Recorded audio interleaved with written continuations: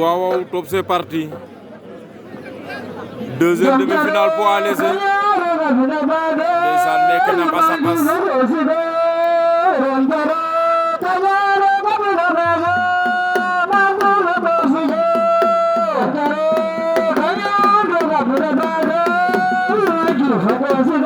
waaw waaw Taf Taf Diokul Mokor Faye wala Mbine Diène Ndoukor